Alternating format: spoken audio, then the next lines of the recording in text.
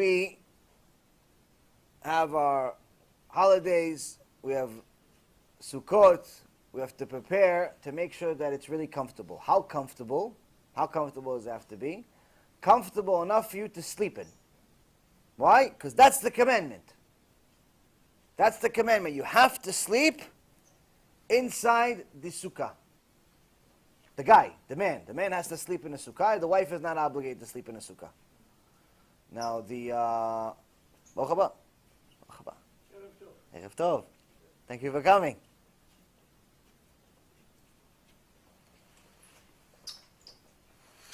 שמעתי עליכם, זכו למצוות, תודה רבה לכם, תודה רבה לשם. Baruch Hashem, this is a Holocaust survivor. So please rise, give some kavod.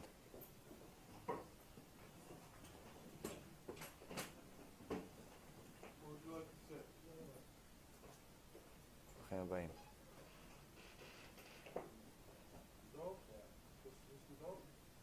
כן, כן, make it, please.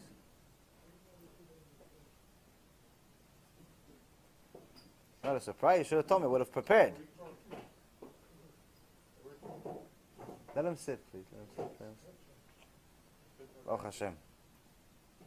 It's one of the most amazing things is when his wife, we just met recently, and she told me that they're watching the shiurim. I said, Baruch Hashem.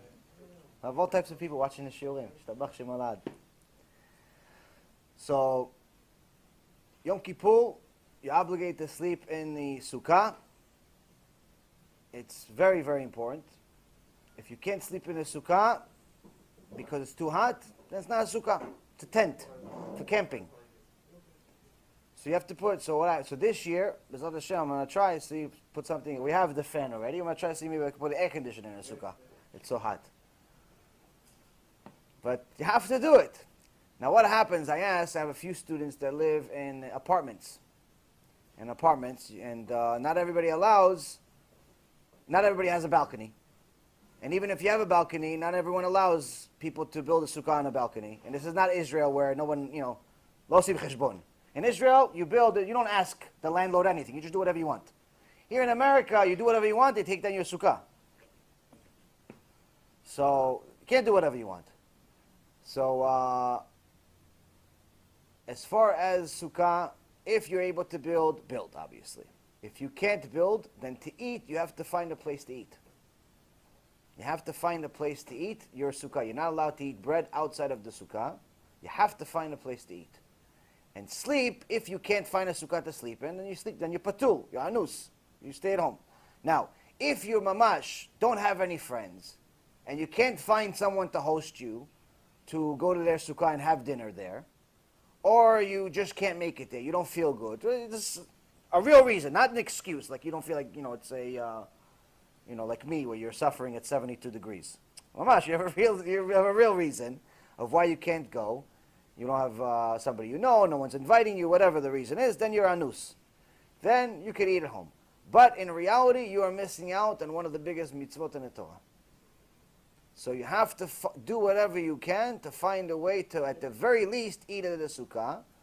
And Baruch Hashem, in America, one of the advantages that we have is that it's very easy to be Jewish. Even though there's 40% anti-Semitism, it's still very easy to be Jewish in most of America. So almost every single place, synagogue, sometimes restaurants, they have a sukkah. So you can go eat at the sukkah. So even if you don't have any friends, you have a synagogue. So go to the synagogue. The synagogue has a sukkah.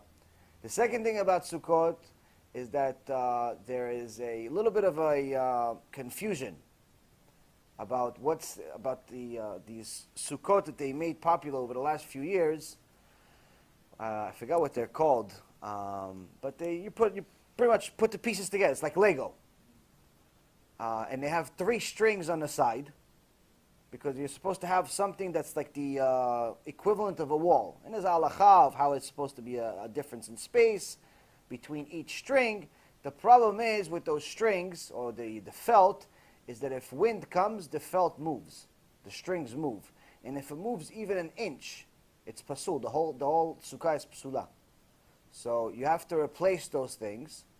That's what comes with the sukkah itself when you buy it from the store. So you have to replace it either with metal poles that you connect from one side to the other on all three sides, or with like a plastic or a wooden fence, like small, like 1 foot fence. I went to a Home Depot yesterday. It's like $10, $12 each one of these little fences. You get, depends how big your sukkah is, 3, 4, 5 of them, however many you need, and you have a kosher sukkah. And the reason why, because if you stay with just those strings, you might as well stay at home. It's no sukkah. So it's a very, very big mitzvah, but it's a very easy mitzvah to ruin. Very easy mitzvah to just not do right. So that's the second thing. Third thing is, it's extremely important to learn Torah in a sukkah. You have to spend, especially the man. The man has to spend as much time in the sukkah as possible, to such an extent that the Mekubalim said you shouldn't leave the sukkah at all, the whole holiday. Even to go to the bathroom, in the old days, they would go next to the sukkah. They go next to the sukkah, they would cover their, obviously, but they would try to do everything possible not to leave the sukkah, even to go to Beit Knesset. Lulav, everything that we do inside the sukkah. They say there's such big kedusha being in the sukkah, you shouldn't leave it. Now, today, obviously, things are a little bit different. You still go to the Beit Knesset and so on, but you get the point. The point is, be in the sukkah as much as possible. If you're learning, learn in the sukkah. If you're eating, eat in the sukkah. As much time as you can spend in the sukkah, spend. So that's why it's good that tomorrow, before the Chag starts, you have only a day and a half before the Chag starts. Spend as much time as you can preparing. You need to put a few extra fans, put a few extra fans. If you could put air conditioner, put air conditioner. Whatever you got to put in there just to make it comfortable. Because if it's not comfortable, it's not a sukkah. So those are the few things.